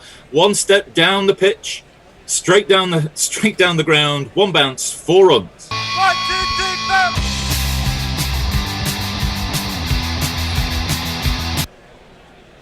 4. Oh, he's a danger. He is certainly a danger. And Leverock's up again. Hendo can't believe that this Owzat thing is working. Oh, and there's... I can't see the dice! No, no one can see the it jumped dice. out. They're still debating. It's still debating, and it's going to be rolled again. And he's been stumped! Oh, brilliant work by Mohammed Sterling just dragged his back foot forward. And as quick as you like, the bails have been removed. And Sterling's going to have to go. Sterling's going to have to go 34 for 4.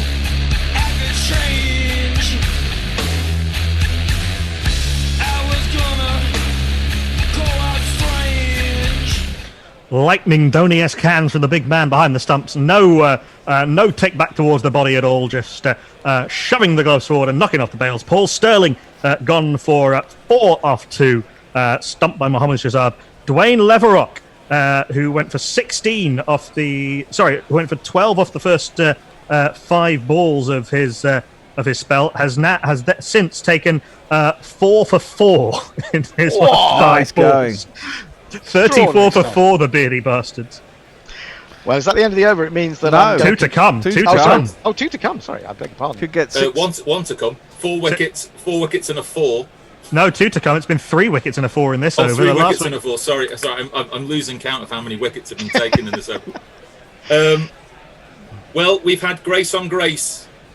Now it's time for Thin Botham to step to the crease. Terence Botham cut striding in number 6. That's right, it's Beefy, fat bastard. Beefy has got boring, bastard. That's right, it's Beefy.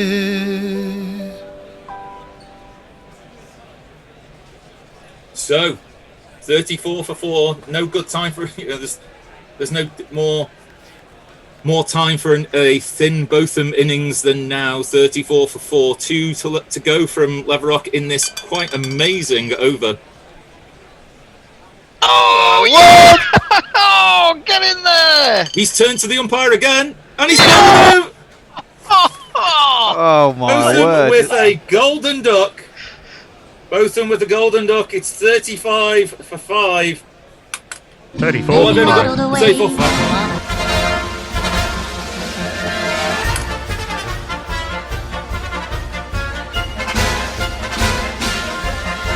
I really do have to read this again to do this justice, as Ian Botham departs bowled for a golden duck by Dwayne Leverock, the second Beardy Bastards player to be done for a golden duck by Big Dwayne. So he went for 12 off his first 5 balls, and then it's gone wicket, over in between, wicket, wicket, 4 wicket, wicket, and he could be on for a second hat-trick in 2 overs. Oh, please, come on, this will be amazing. 34 for 5, a 1 ball to second hat-trick in 7 balls. Yes. Come on, Dwayne. But, so, I don't know whether this is a tactic by Bonner, but Bonner is walking up very slowly to the crease.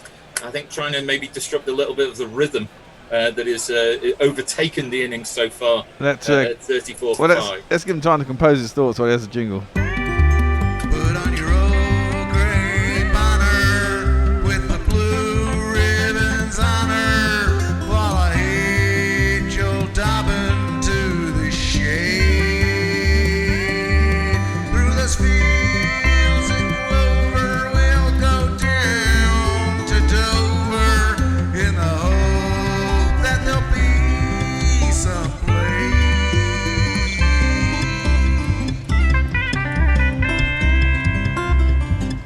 The only bowler to take multiple T20 international hat-tricks is Lasith Malinga.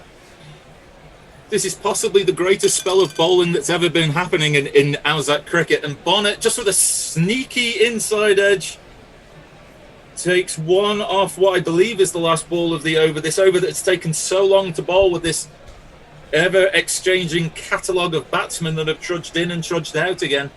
At the end of the over, that is 35 for 5. 35 for 5, having been 30 for 1 at the start of the over. 221 still to win. WG Grace, watching aghast at the other end, is still going to be at the other end because Bonner took that single. 12 for 4, Bonner on 1. So wicket, 4, wicket, 1. Dwayne Leverock, 2 overs, 5 for 17. 5 wickets in 6 balls for 4 runs. Outrageous work by Dwayne Leverock after his heroics. What a hero. With the bat. A hero to us all. Just one more thing before we go any further. In your life, Hendo, if you ever moan about a dice roll ever again, I am going to make you eat it. Yeah, exactly. I think I'm going to offer you a review. No. Let's not talk about who did what to who. If he moans again. Yeah. We'll all tell him to fuck off. Eat that dice. Who's going to bowl the next over? Well, as if it matters. Exactly. He's just been talking to his namesake, and in fact, he's talking to himself at the non-striker's end. It's going to be WG Grace again. Oh. We don't know his English. He's carrying on. Yeah, he's continuing. He's bowling to Bonner. He's continuing it. Oh my God! And will the carnage continue? No. Oh. Just down leg side. Grace can't believe it. Bonner smiles. I think he's just giving Grace a little bit of a wink there as he's coming back to bowl for the second ball. Dubious. Ooh. Bonner has flicked that away off his legs behind square. A bit of a misfield by Hughes there on the boundary, and they're going to come through and take 3. Bonner moves on to 4, and that means we will have more Grace on Grace action.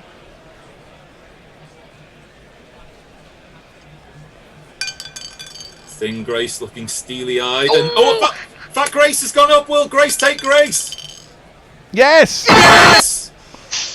Grace has been undone by Grace. An amazing stumping by an amazing Grace. Amazing Grace. Grace has gone for 12. All of the dreams that I dreamed were mine are gone.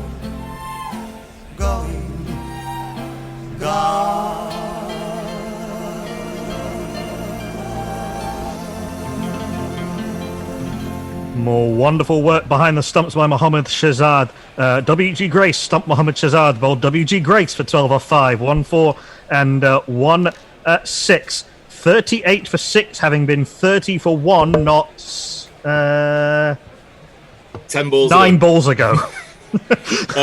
It was interesting. Fat Grace waved Thin Grace like I'll see you later, like 20 years later or so. Just all the wind seems to have been knocked out of the sails. Marshall looks like a deer in the headlights as he comes out to bat at number 8.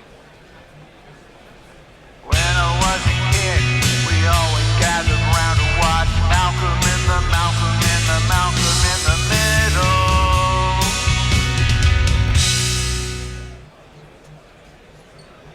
So it will be Marshall facing WG Grace. And Marshall has kind of just scooped that. It's gone all the way back, and it's... I thought it was going to be caught on the boundary there, but 1 foot over the line, and it's 6 runs to Marshall. 1, 2, 3, 4, 5, 6. I think that might have been Leverock who just overstepped there. But Grace has come back with one, I think, that's just seamed back into Marshall. And Shahzad can't believe it behind the stumps. He thought he had him all ways to Sunday, but unfortunately, umpire strikes back, has turned round and said that that's not out. Oh dear, oh dear. hanging on by the thinnest of threads, but Grace has put him under more pressure. Yeah! He's not going to survive this time. Umpire strikes back, turns around and gives him the finger. Marshall has gone LBW to WG Grace. Oh my dearie, dearie, dearie me. He'll be back twice.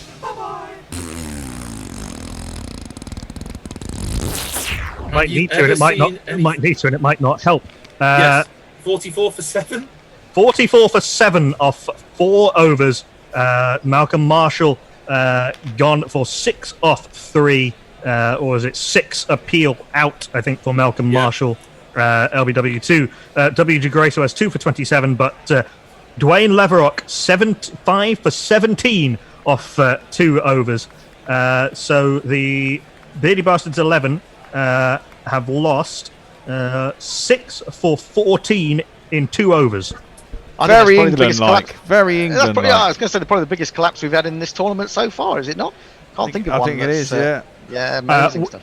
We should get through some of these magnificent tweets. Tony Bishop says, we've had Back to the Future Bothams, and now we have a Brace of Grace. Literally anything can happen in this game. We tweeted out that if WG Grace could have organised a game where he bowled to himself, he would have done. Steve said he would have also kept wicket. Pirate Bathshah, cometh the hour, cometh the Leverock, game on. Linux Leah says, it is the dream that WG Grace wankadade himself to sleep to each night and every night, after all. And Jeff Perkins says, this innings is disappearing into the Bermuda try-wicket. Indeed. The new batsman coming in, even though it looks like he doesn't really want to, Jason Gillespie is going to come in and join Bonner at the crease. It is Bonner who's going to take strike, and I think we know who's going to be bowling. Yeah, it's going to be Dwayne Leverock. See how many more he can wheedle out. I mean, he's having the day of his life, and here he goes. And that's a little bit wider, a little bit fuller from Leverock, and Bonner's going to crash that through the covers, but it's going to be stopped short. It's going to take 3 runs, and that's going to bring Gillespie onto strike to face his first ball. Oh! And it could be his last. It could be his last. It is. And he's out! He's out, umpire. Strikes back. Up again with the finger. It's another first ball golden duck in this innings. Fuck off! Just fuck off!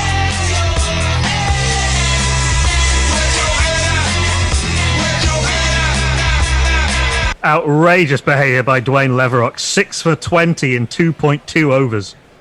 Oh, there's a big. They're getting together. The fat boys together. I mean, they're in a circle. They're huddling together. It's been a wonderful performance from Dwayne Leverock so far, and there's plenty of love out there for the Bermudian left-arm spinner. There's still another hat-trick on for him. Oh, there is. Yeah. Let's see who's coming out next. Next in, Mike Hendrick. Next man to the slaughter. Next man to the slaughter. So you set very containing fields, and you make all your sponsorship deals, and the selectors don't know how it feels to be Mike Hendrick. Should play, by the way, that the score is 47 for 8. Still needing 209 runs to win, with Mike Hendrick yet to face, and George Bonner 7 off 4. So we're saying there's a chance. It's going to be Hendrick to face, and he's going to just move that ball through mid-wicket, and they're going to come back and take a second run. Thought Bonner would try and retain the strike in order to protect Hendrick, but runs at a premium at this stage. Maybe Hendrick should have come in at number 3, because he's turned round and rocked back and cut that ball, and it's gone. Oh, it's just eluded the fielder and goes for 4 runs. 1 2 ka 4 4 2 ka 1. My name is Lakhan. My name is Lakhan. Dwayne Leverock has taken 3 wickets since he last went for a boundary before that before that ball. 50 up, massive ironic cheers. Massive ironic cheers. Hendrick is really bemused by that one, beaten in the flight and beaten in the pitch. The outside edge just eludes the fielder, and they'll manage to scamper through for 2. Ooh.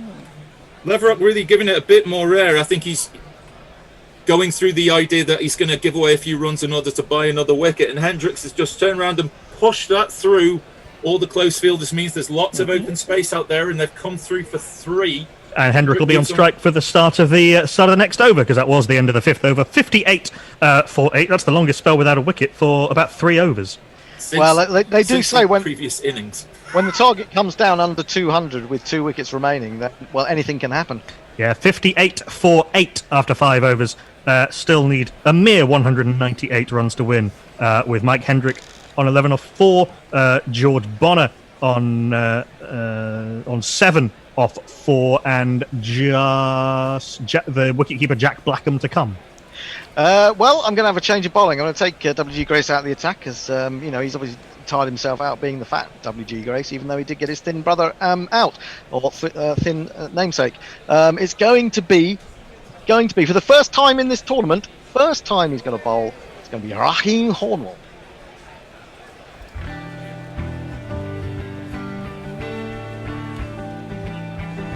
Today is gonna be the day that you get on your new diet.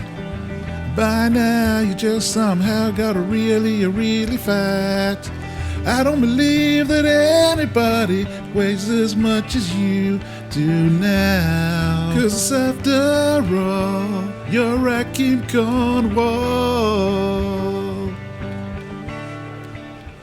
It was really quite remarkable captaincy by the big ship not to call on Rakim Cornwall at any point in the tournament so far. It's very true, but he's batted well enough. He hasn't had a chance to bowl, but here we go. Oh, and he's immediately into the action with the first ball. Oh! Umpire strikes back, so he's not interested with that LBW decision and says that he is not out. Oh. Hendrick takes the next ball and again just pushes it just past the bowler's right-hand side, and he will scamper back for 2, moving him on to 13, which I believe makes him the highest scorer of the innings. He reinforces that by sweeping him away. 6 runs to the short boundary, which I think might be only the second 6 of the inning. Third, in fact, yes. And yeah, Mike Hendrick is not only the only one of the Beardy Bastards batters to pass 15, he's the only one to last more than 6 balls. Ooh. Here for a good time, not a long time, apparently.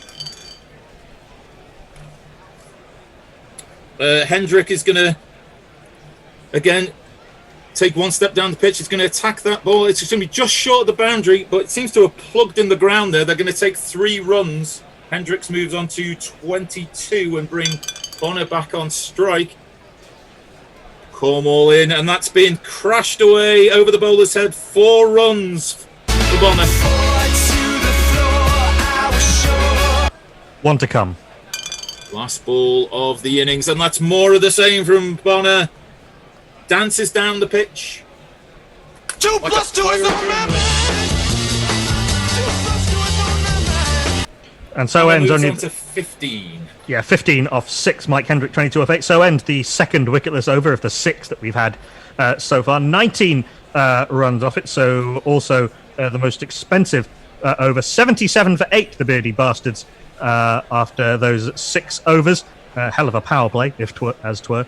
179 more to win. Gonna knock it down in 10s. Lennox Lear says that Rakim Cornwall was robbed. That was plum. I thought Blind Joel Wilson only officiated in Tony Bishop's games. Yet is, as Al's been saying, it is the Strikesbacks brothers umpiring. Jeff and Tony Strikesback, controversial umpires, not really liked throughout the whole of the known galaxy.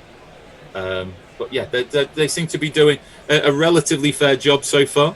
Well, I'm going to stick with Dwayne Leverock. Okie doke. Well, that seems a wise decision considering what he's done so far. Yeah, I would imagine so. Oh, and speaking of the devil, he's bowled him. My word! Almost the final word in this match, and it's been a match dominated by Leverock. Is that Hendrick is gone for 22? Yeah, Mike Hendrick bowled by Dwayne Leverock for 22 off 9, highest scorer in the innings, longest innings of the of this Beardy Bastards inning so far, 1-4 and 1-6. Dwayne Leverock now has the magnificent figures of 3.1 overs, 7 for 31. Well, all you can say is, I mean, Warwick Armstrong went with his gut feeling, which was a big one, obviously, because he has a big gut, that Dwayne Leverock, when he scores runs, he also takes wickets.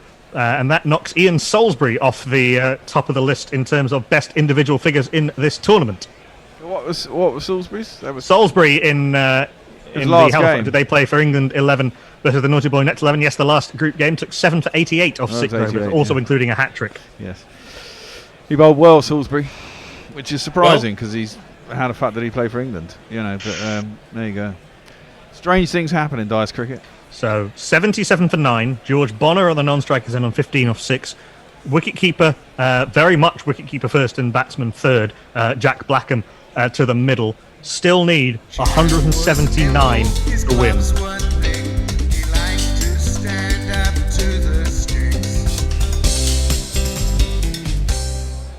Well, if we win from here, it's going to be the greatest comeback since Lazarus. And Blackham has decided he's going to turn around and take no prisoners. Not really too sure where he thought that ball was going to go, but it's taken a thick outside edge, and they're going to turn around. And Bonner's gone really quickly and taken the third to get back on strike. Oh! And could this be it? Could this be all over? It is! Yes! It is! Well done, Mohammed. We'll never see the likes of this again in dice cricket, surely. Bonner stumped for 15. 8 wickets for Leverock. The Beardy Bastards all out for 80 runs. Yeah, 80 all out. And this first semi-final, delicately poised at one point, has turned into an absolute rout. Well, it's the law of semi-finals that you usually get one all-time classic and one absolute steamrollering. This has been, well, in a sense, the former, but very much the latter. Yes, as you say, the last man to go, George Bonner, stumped for 15 off 7 2 fours in that innings. A third stumping for Mohammad Shahzad, the second off Dwayne Leverock. Jack Blackham left high and dry, stranded, 97 short of 100. 80 all out in just 6.3 overs.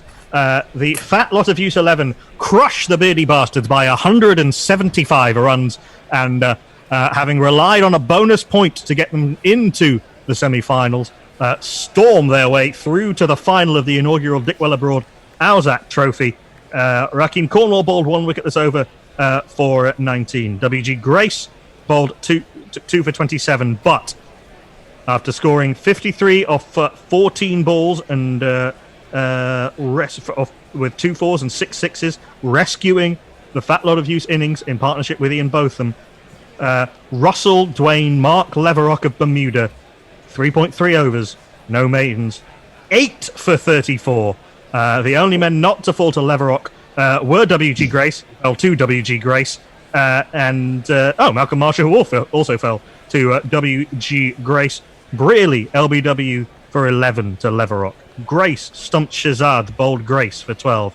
Moeen Ali bowled for 7 by Leverock. Mohammed Yusuf, LBW to Leverock, golden duck, hat-trick. Sterling hit a 4, then was stumped by Shahzad off Leverock for 4. Ian Botham bowled by Leverock for a golden duck. Then Malcolm Marshall, in fact, actually, Grace and Marshall both then fell to Grace in pretty short order, because Leverock took the first 5 wickets to fall. Marshall 6 and out, 6 off 3 to Grace. Then Gillespie, LBW, golden duck to Leverock. Hendrick survived the hat-trick ball and was the top scorer in the innings with 22 off 9, 1-4 and 1-6, bowled by Leverock. And Bonner stumped Shahzad, bowled Leverock for 15 off 7. The greatest all-round performance in the history of dice cricket, the most outstanding man of the match that we have ever seen in this prestigious form of the game. Nigel, there are no words. Well, there are plenty actually, and those words are ones of amazement, really, because Dwayne was absolutely on fire today. What a man! I mean, sometimes you just get the feeling perhaps your name is on the Dickwella-Broad Trophy, and it wasn't meant to be for the Beardies. I mean, they've had a difficult tournament, the Beardies. They've not always had their first line coach on board. Al has stepped manfully into the gap, but just couldn't pull it off today. I must say, Al, though, surely Mike Brearley, I mean, he's lauded as one of the great captains of all time, but putting the Fat Boys into bat after winning the toss and then that result, tomorrow he's not going to want to look at the Sunday papers, is he? He's not really going to want to look at the papers, but this really was a game that was delicately balanced, probably at about the time that Leverock and Botham came together to form that wonderful 8th wicket partnership that really proved to be the turning point. Some generous captaincy by Brearley at one stage, where it seemed like there was a justifiable appeal that was taken back by Brearley, but then really the wheels came off, and the wheels came off really quickly. And once Leverock got going with turning his arm over, there really was no response. I think it was just rather than a piece of bad captaincy, I think this was 11 people who really need to do some soul searching ahead of the 3rd, 4th place playoff. Yeah, 160 for 8 became 255 all out, mostly thanks to that magnificent partnership of 74 between Leverock and Beardy, Fat Botham. Yeah, I think at that stage you probably would have made the game at least 50-50, if not slightly in the Beardy Bastards' favour.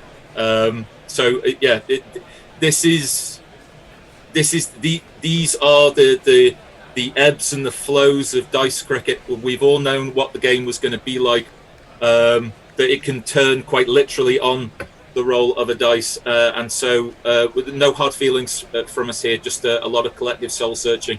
We want to be able to put forward our best performance for that 3rd, 4th place player. Do you think this is the low point in the Beardies' history, perhaps? I mean, in the short history, considering this is just their 4th game together, I think it probably is their collective low point. There was a great performance to get them through into the semi-finals. It just seems that's been an opportunity wasted, really. Not to play your best but not come up to scratch is one thing, but to collectively as a team for the defeat to be so absolute in such terms really does mean that there's got to be it's going to be a test of Brearley's captaincy in order to be able to keep the team together. Yeah, I think it will be. I mean, it's been a good game in a way. I mean, I suppose, but we've got more coming tomorrow. The Wevo Shaughnessy's against the Bespectacled 11, and I'm really unsure who I want to win in that one because, well, I want to beat the Bespectacles because they haven't been beaten yet, and I want a chance for a revenge, having lost them in a group game. But I haven't played the O'Shaughnessy's yet, and I do fancy taking on Grubby, so I'm really looking forward to that one at 1 o'clock tomorrow. Yes, indeed. The Weaver Shaughnessy 11, one cocky declaration too many, saw them lose top spot in the group, and will have to take on the, as you say, all-conquering thus far, 3 wins from 3, making a spectacle of themselves. 11. Whoever loses that game will surely be looking for spinners bowling straight deliveries after that wonderful performance from Dwayne Lever at the Ranganahara special. This has been a massacre in the Dickwella-Broad Owzat Trophy, and we thank you for listening to it.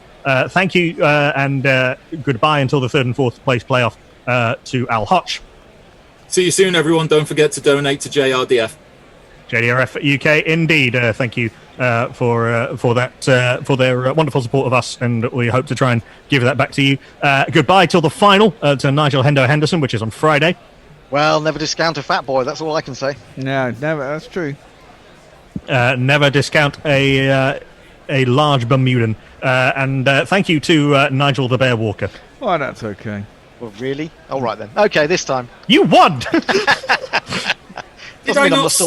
Doesn't mean I'm still not bitter about it. It's like 90s Australia. They're even too bitter. You're terrible. You're just a whingy fucking whinger.